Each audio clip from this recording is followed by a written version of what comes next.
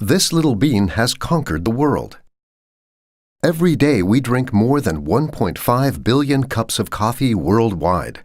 Coffee is among the most traded commodities and of major economic relevance for many coffee exporting countries. Over 125 million people worldwide depend on coffee production for their livelihood. This little bean truly is of local and global importance. However, this coffee bean is threatened. Climate change endangers coffee production, and with it, the livelihood of millions of families. Let's see why.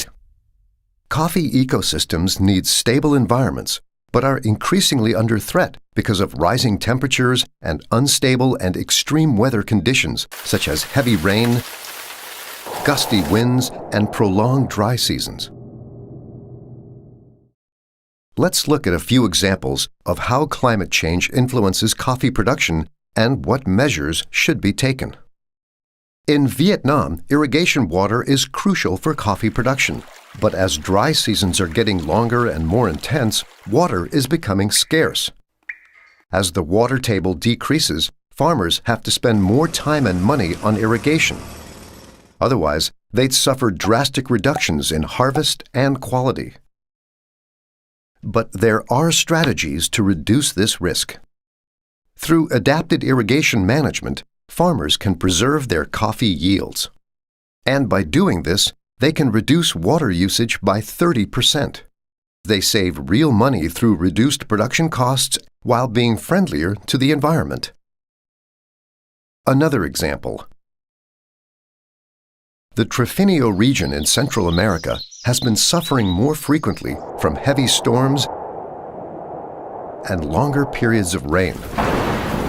Communities have to cope more often with landslides, erosion, and infrastructure damage, endangering the existence of many coffee plantations.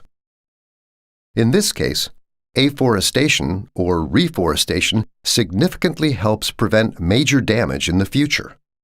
Forests help avoid erosion and landslides. At the same time, they have positive impacts on the groundwater table and local biodiversity. Trees can also serve as windbreaks.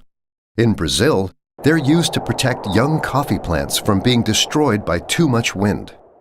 As climate forecasts predict even stronger winds in the decades to come, the immediate seeding of new windbreaks becomes an effective measure to conserve young trees and prevent erosion.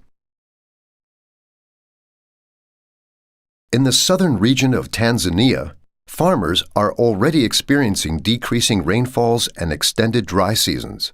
This leads to an increase of flower abortion and decreasing availability of nutrients for coffee plants.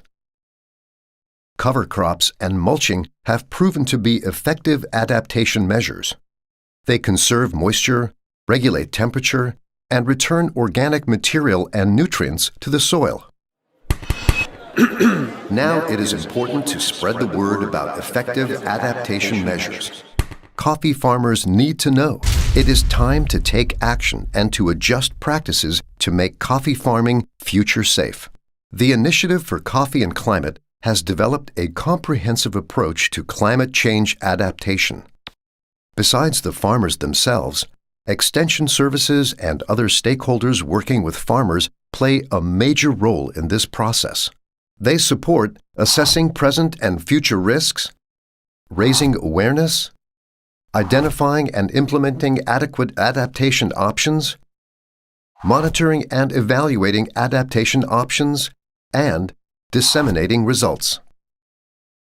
The Initiative for Coffee and Climate has been compiling different experiences from around the globe into the C&C Toolbox. This toolbox contains practical, hands-on tools, best practices, and case studies from the field. It provides training material to support extension services and other stakeholders in assisting farmers to adapt to changing climate conditions. One toolbox, many reliable solutions. The C&C Toolbox.